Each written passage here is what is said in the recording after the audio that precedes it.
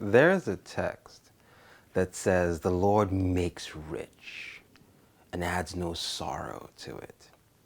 There's another that says if any lack wisdom, he should ask God, who gives or will give liberally without finding fault. There is a pain when you want to change and you don't. The way the Bible puts it is hope deferred makes the heart sick. Change to become a better person, to become, yes, a wealthier person, a richer person, but really to be holy is one of the most innately coveted desires of people, humankind. And it is one of the most frustrated aspects of our lives. There are people who want to stop smoking, but they love to smoke. They want to stop sleeping around, but they love lust. You know, they'll say they love sex, but it's not that vanilla. There are people who they want to do things rightly. They want to be I was going to use the word they want to be straight, but I'm not talking about heterosexuality. They want to do things right, but they love money so much. It can be said that, you know, again, it's not this is not the right statement, that they love to steal, right? It's that's oversimplifying. But that is the cage, right? You want X, but you love Y, and you're hedged in by Y, so you can't realize X. You can't change. And people give in, people give up, people have a false version. So giving in is saying, I love Y is who I am, that's who I'll be. Giving up is saying, I've wanted to change from loving Y for so many years and I haven't succeeded. I can't. So it's not that I love Y, I don't, but I can't. So I'm just gonna give up.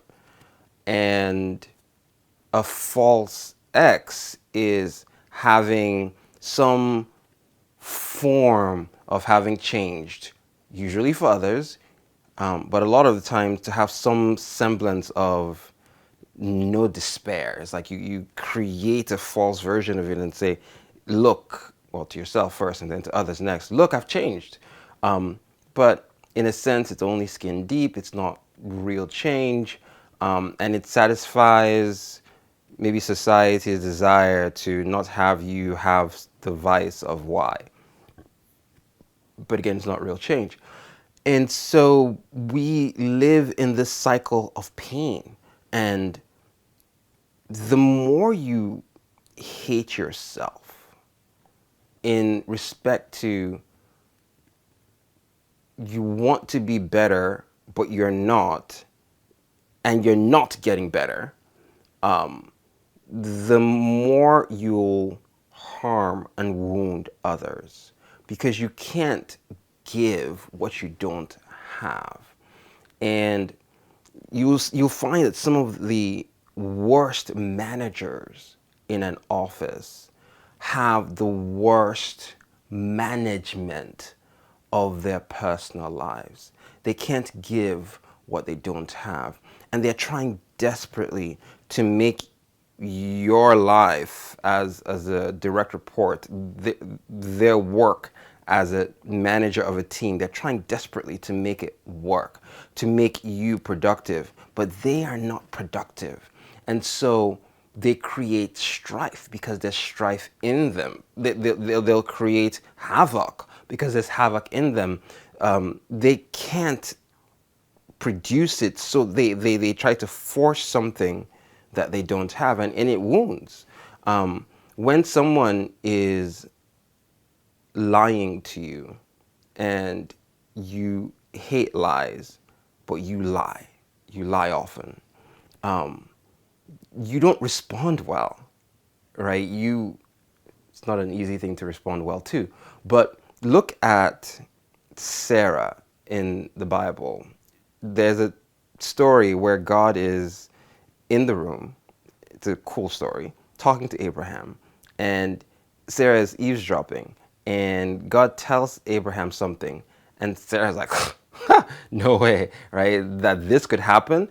She laughs, is the point. And God asks Abraham, he asked Sarah, why did you laugh? But she didn't know that. She lied. She lies. She says, oh, but I didn't laugh. I didn't laugh. And I've seen people react viscerally to being lied to. You can imagine God being the kind of person who says, oh, you don't know who I am. You think you can just lie to me? Oh no, we're settling this today. You are telling the truth up in this place. We are not gonna leave. This promise that I'm giving Abraham is not gonna come to pass. You are done. You are out of here. You don't lie to me. No. That's not what God did, right? Because he doesn't have, not just because he doesn't have lies in him, but because he actually has mastery. He has the truth in him. He just said, oh no, but you did laugh. And the thing that I am saying that will happen, that you laughed about, it will happen. There is an above the situation that a good manager has that allows them to not come down to the level of the noise, of the mess, but to bring people up out of it, to lift people up out of it because they are above it. It's the same thing with the spirit of competition and contention. When you are in strife with someone and you really feel like they can affect you, they can cost you your job, they can cost you your livelihood, the spirit of contention is severe in you because you feel really, really at risk. But when you have, this is a weird way of putting it, of painting it, you don't have enemies. Yes, you have enemies, but in your heart, no, because you are a victor. You are going to get where you are going. And you have such a divine backing in the Lord that yes, you will do the right strategic things, but no, they are not your enemies.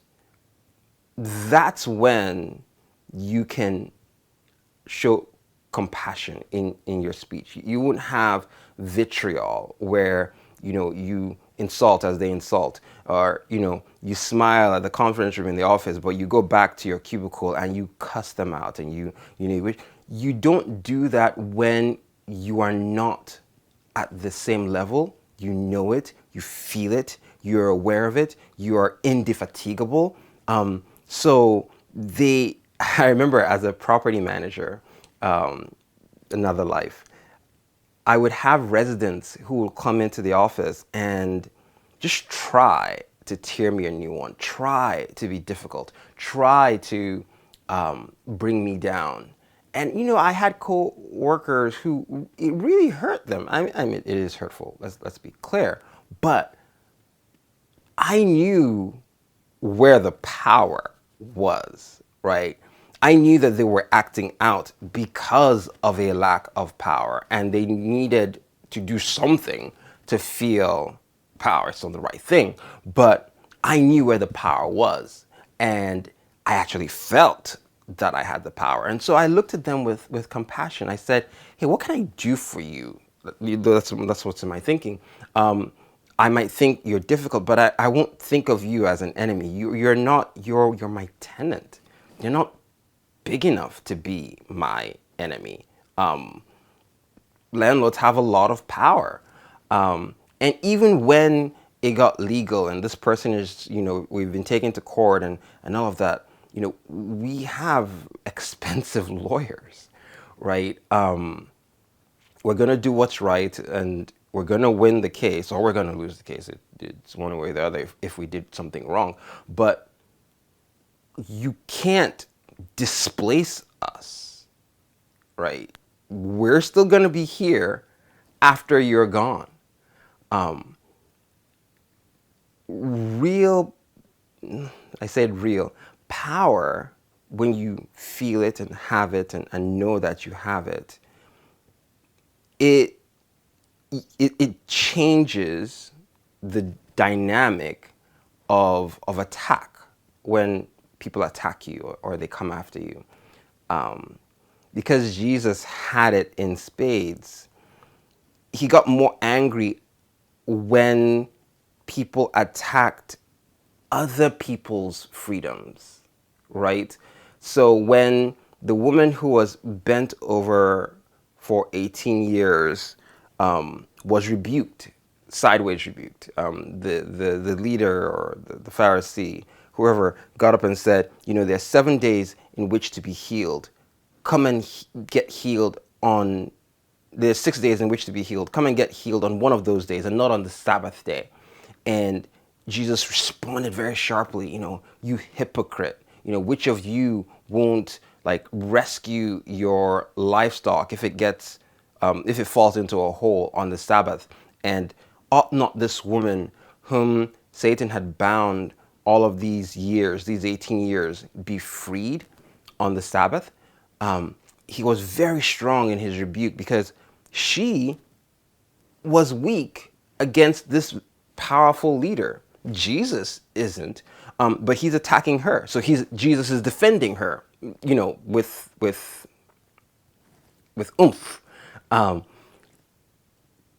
saying all of this because God is real.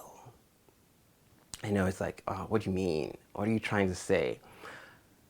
The change that I have experienced in my life is because a real God gave me real hints, real direction, real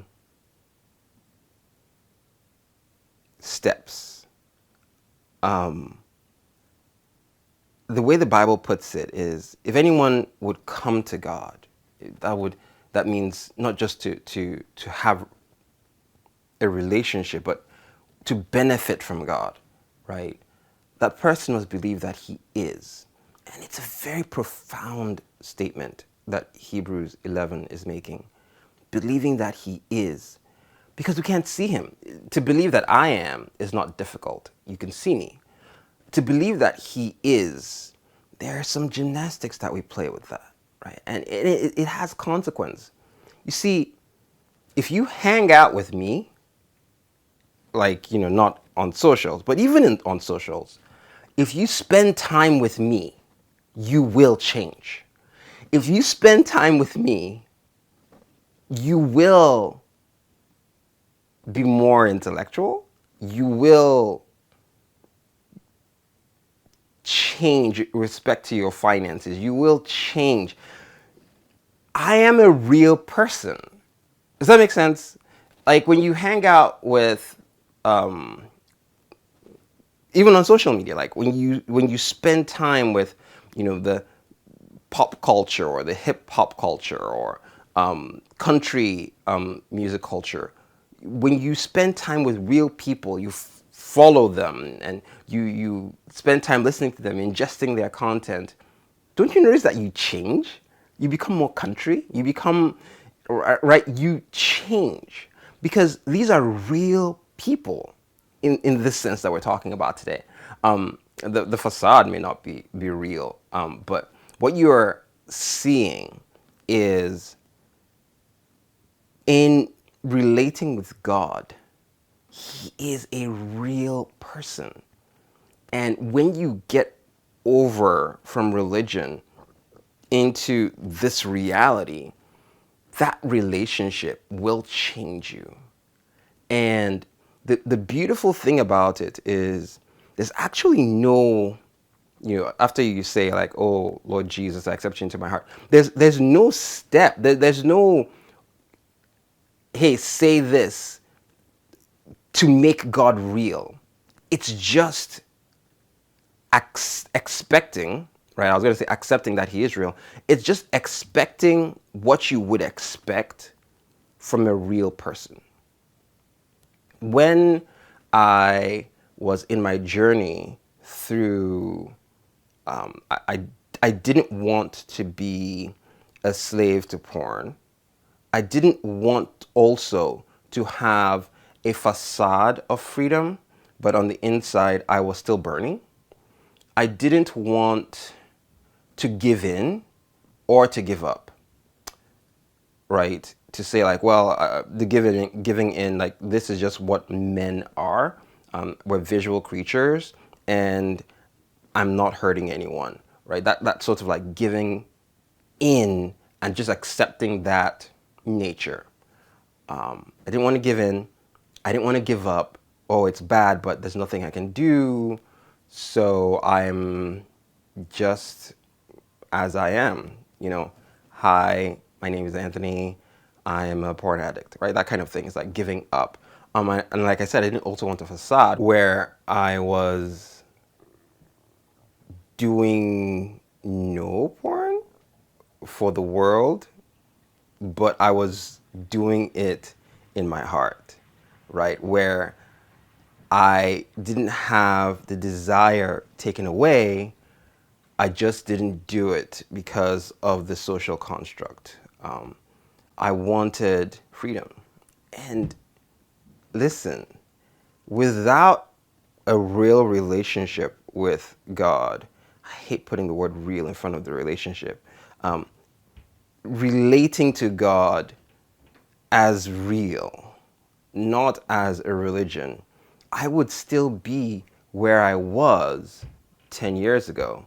It's been about 8 years of actual freedom, but I feel like the journey started 10 years ago, where I was asking God the same way I would ask a trusted friend or a confidant or a therapist, you know, therapists who are trying to help, not therapists who are trying to, never mind.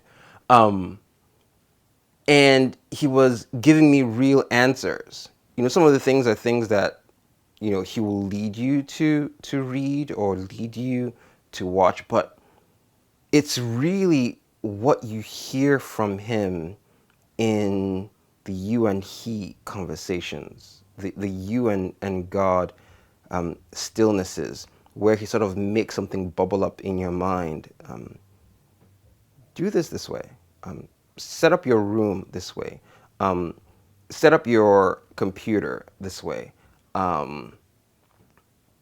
That journey in my relationship with God reached a point where I became like him with respect to this matter, with respect to this issue.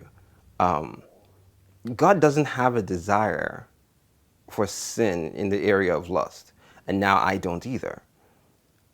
Because you become like the person that you love and admire and relate with, right? So if you love and admire but you don't relate, you will love and admire and not change. But if you love and admire and relate and listen and obey, right? Because we hate the word obey, but it's what we do when we love and admire and it's some secular culture or movement or artist or actor. Not only do we imitate, them, and, girls sound like their favorite pop star and dress like their favorite pop star, but if their pop star actually says something, they obey, right? It's a natural human thing that allows us to change in the direction of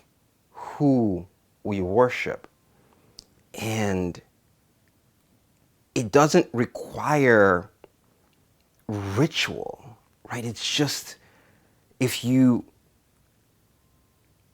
interact with God as a real being, divine, all powerful, invisible, yes, but real, who really loves you, who really wants you to win. So, yes, believe it and go and win. Catch you at the next one.